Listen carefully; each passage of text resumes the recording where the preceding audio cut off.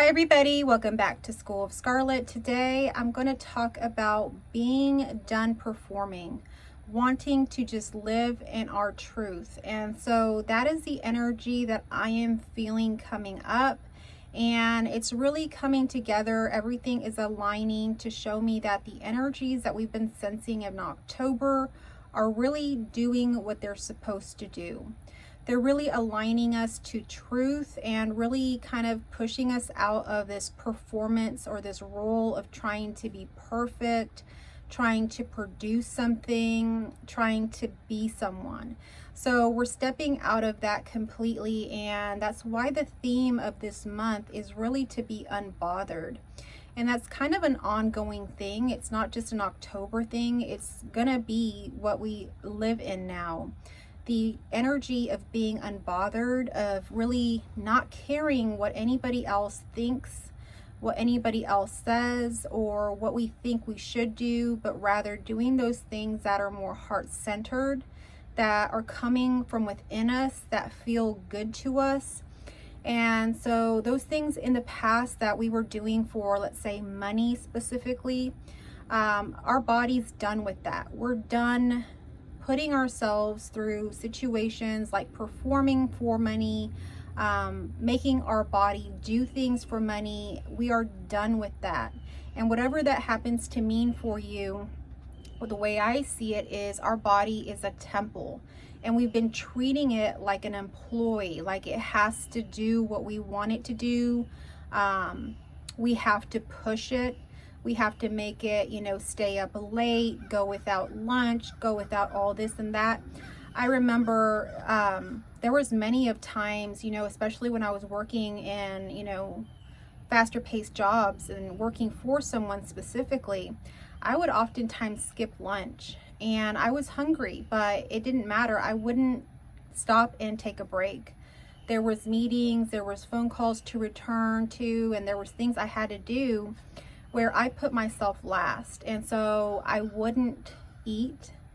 If I had to go to the restroom or something like that, I would hold it. It would cause me problems within my body.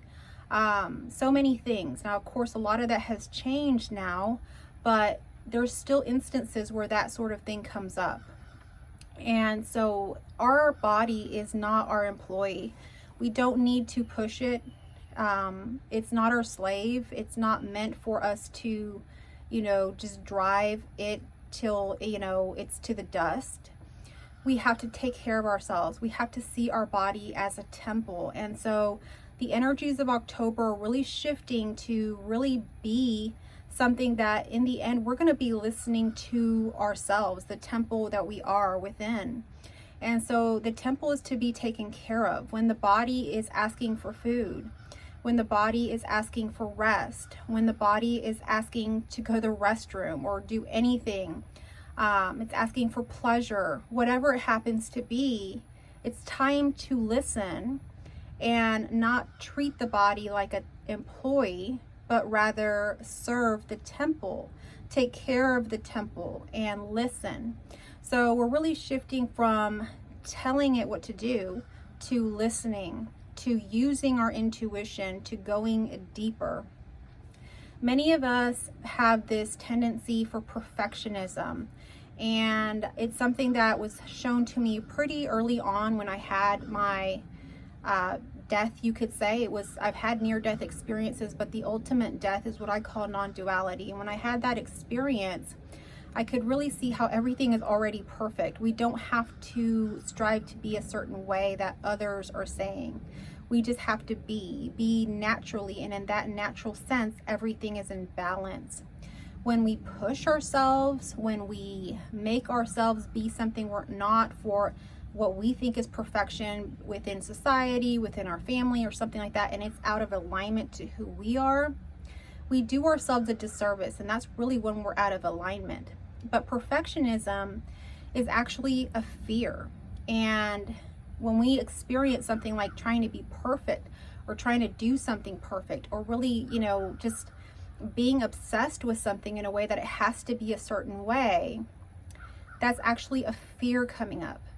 And the fear is the fear of being unloved, that if we make a mistake, or if it's not to perfection in society standards, our parent standards, our friends, or organization or something like that, or workplace, that we are going to be seen as not worthy, that we are going to be seen as unlovable.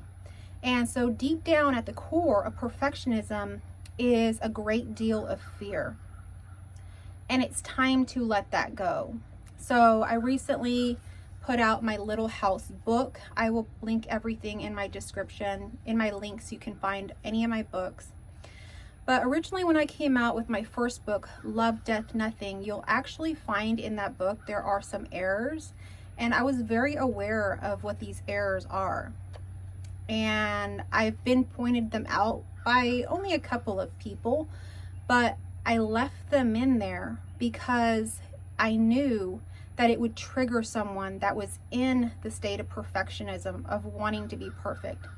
And if that came up, I could discuss it with that person, or that person would be shown that within their own intuition and all of that.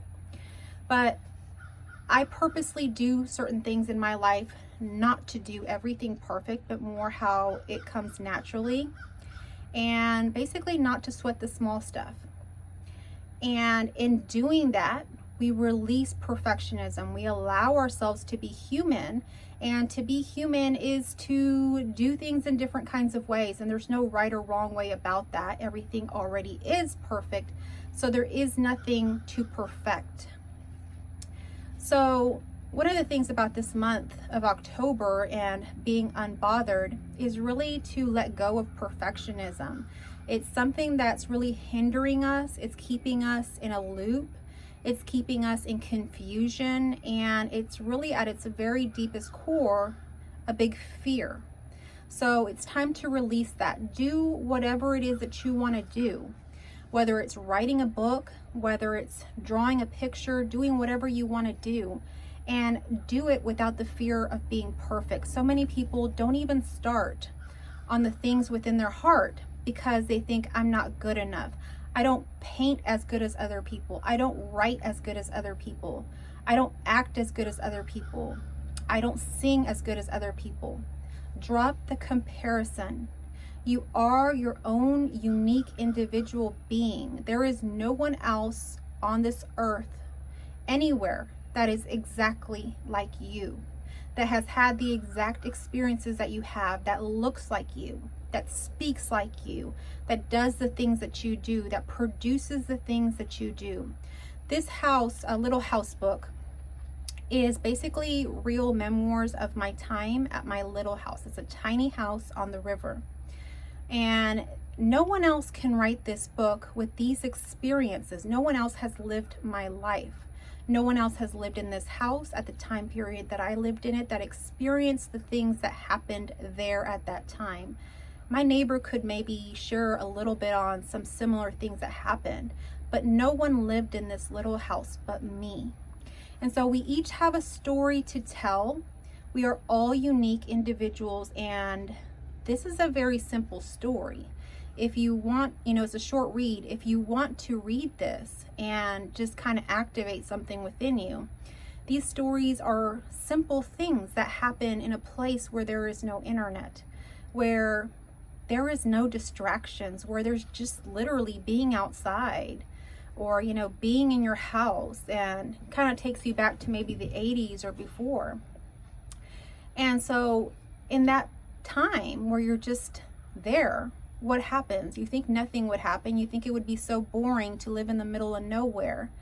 But you will find that we all have a story, and no matter where you are, things are happening, and there's a story to be told, and you have a story within you. There's a story to be shared, and you don't have to share it in writing or by speaking on YouTube like I do. You can share it in any way, or you can share it with yourself. You don't have to share it with the world necessarily. But we all have something within us, and there's something in our heart. And so we're being called in the month of October to really get back to our heart once again, to listen to our heart, to do the things that make us happy, not for money, not for acceptance, not for any of these things, but truly because we want to, and in that we will be provided for. It's time to take care of our temple. It's time to return back home and let go of these anxieties, these fears that what would happen if I actually began living the way that I want to live. It's time to just do it, you know. And we have all these fears of what if we, you know, do this or that? What kind of mistakes could we make? Life has a way of self-correcting, and you're never ever in the wrong place. You're never ever in the wrong time or anything. Life is always kind of guiding you to where you need to go. But are you listening? And the more that you ignore that inner voice and you override it with, thinking that you have to do what everybody else has told you to do, the less that voice will speak to you. And so you need to listen to your intuition right now. You're being called back to your heart. You're being called back within to the temple. So begin listening to what the temple needs and serving the temple rather than serving the world. You are the temple. And when you notice that and when you live from that way, you're going to notice that all of the peace, all of the abundance, everything that you ever wanted was already within you. So that is today's message. I really hope that you took something from this message. And if you did, please give me a like down below. Comment down below how you're feeling this month of October. I believe today is going to be the full moon, and there's a lot of energy, and it feels a little different for people. There's a bit of this transition feel, and when we're transitioning, it could be a sense of letting go, of leaving something behind. So that's totally normal, and you're moving into something else, which is truly you. It's being done performing and actually living your truth. How wonderful would that be? And you can start doing that today, so I encourage you to do that. If you are new here, I want to welcome you to my channel. I want to welcome you to subscribe, to come back. We're on a journey doing this together, okay? We're all returning to our truth. We are all remembering. And if you'd like to partner with me through a one-on-one session or through my latest course, which is the Unconditional and Unbothered course, feel free to check out my description and my pinned comment down below. These offerings are really there to help guide you and partner with you through this period of remembering, of returning back home, of living in our truth, and doing it from a place of heart-centeredness. So I invite you to that. If you're, have stayed to the very end, you're a returning subscriber, returning viewer, thank you so much for being here. I really do appreciate you, your comments, your likes, your emails, your participation, and so many different things that I offer. I really do appreciate it from the bottom of my heart. It really gives me a space to really also be here with you, but also in my truth, and I am very grateful for that. So I love you all, and I will catch you on our next video.